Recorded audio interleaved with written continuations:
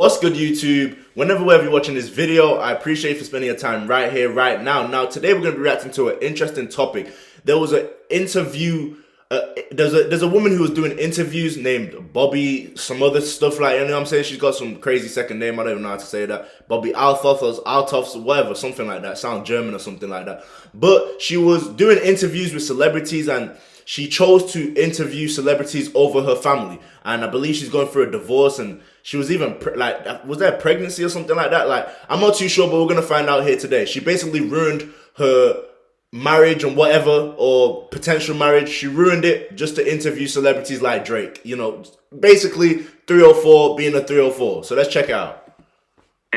But just for like mommy blogger content, and with her being pretty much brand new to the interview podcasting space and landing Drake as her second guest ever, and everyone knowing that he almost never does interviews, the immediate criticism to Bobbi following her overnight success was that she must be an industry plant, which in very simple terms means that... Now guys, I'm not gonna lie, real quick, I 100% believe she was an industry plant. She just came out of nowhere interviewing some of the biggest celebrities. There's some people who've been doing interviews for damn near a decade. They still can't land some of the biggest celebrities, but this girl came out within a month, was landing the biggest celebrities. Like, she's definitely an industry plant, 100%. But hey, to each his own. Industry, or at least the people behind the curtain with the real power in the entertainment business, predetermined that she would be successful, and so in turn she would get opportunities that other people might have to work 2 decades for. At the time, others also noted that with her dry, sarcastic brand of talking to people, she was essentially buying this format from comedian Funny Marco, who she would actually collaborate with later on. And almost immediately after her 15 minutes of fame began, it seemed like there would be trouble in paradise for Bobbi, after people noticed that her and Drake would unfollow each other on Instagram, and then a couple days after that, she would delete their interview from YouTube altogether, after it had gone viral and garnered millions of views in the matter of only a couple of weeks. Some people said that the feud really began after she got invited to one of Drake's concerts and acted completely unamused the entire time.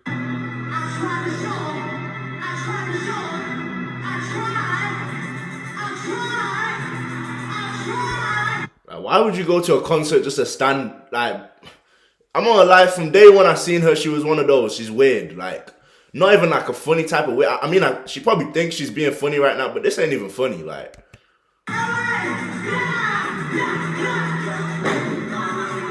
And to me, this is probably the funniest shit she's ever done. Just acting like she doesn't want to be there while Drake's saying, "I tried." And obviously people know that she's trying to convey this dry, deadpan, completely unamused type of character. But with her not being very established in the industry, I think that for the masses, a lot of people found this to be more annoying than anything else. So after coming off that run of bad publicity, she would end up interviewing Offset, and to me this was kind of like the nail in her coffin, at least when it came to this little act. As Offset would come into this interview and completely turn the tables on her, and out awkward the awkward person, in turn making her the one who feels very uncomfortable. You do. That's the question. I interview people. Why? Because I want to get to know them. Why do you want to get to know me? I didn't.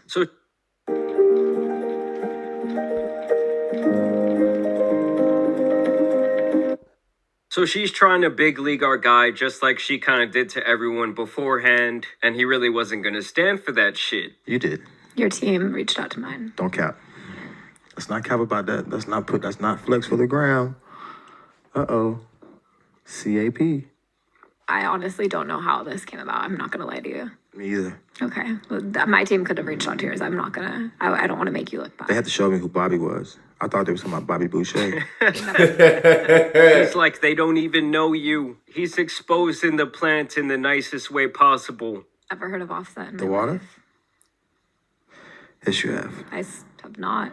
I Googled you on the way here, and I read something about you. I had to go on TikTok. I couldn't even Google you. Thank you. I had to go TikTok search. I couldn't Google you. Google's not there yet. You're not there yet. But you'll be there.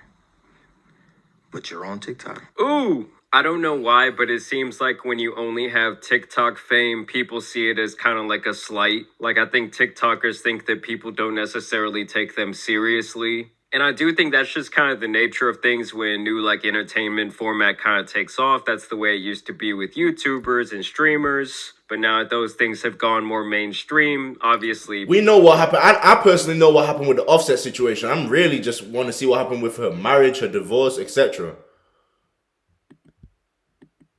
That moment I'm talking about.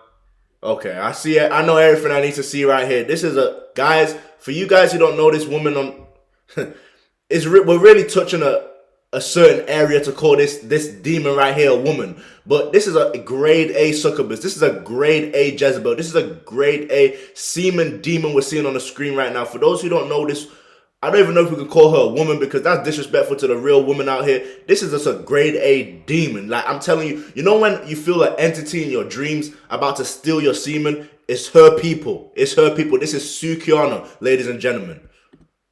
But that's why I'm interviewing you today, so I can get to know you. So I'm a musician. What the fuck that mean? Make magic or something? What is musician? I think you're confusing that. Yeah, I'm not no musician. I make music. Just really quick, Facts. I think you're confusing. I'm not confusing nothing because you don't know. You thought that all I was a magician or whatever the fuck you said. See, that's what I think you think I said. No, I said musician, think not magician. I don't think, baby. I don't think. Yeah, I just have a hard time believing that someone could be this obnoxiously dumb to be in the music industry or really to be over the age of 6 years old and not understand the difference between magician and musician. I'm just really not buying it. And if that's the point to where this show is getting, to where they're like manufacturing these awkward or uncomfortable moments, to me, that's not the best sign. Although this did go insanely viral. I mean, this one post has 10.5 million views.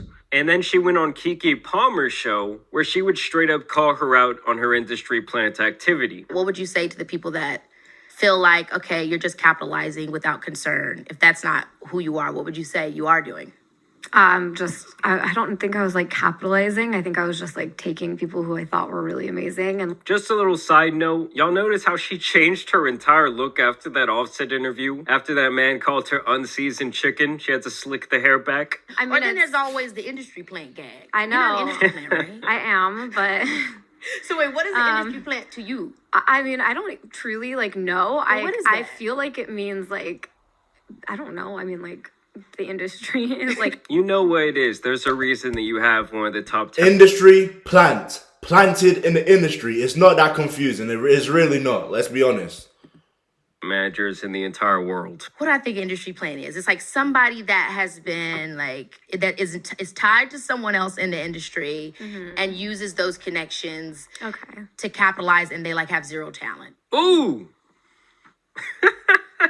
Makes more sense than what I thought it was, so She's like, that's good. That's all you think it is. What really happened is the devil came into my room one night. He made me sign a blood. So guys, we've established she's an industry plant. Let's see how this idiot ruined her family for a Drake interview.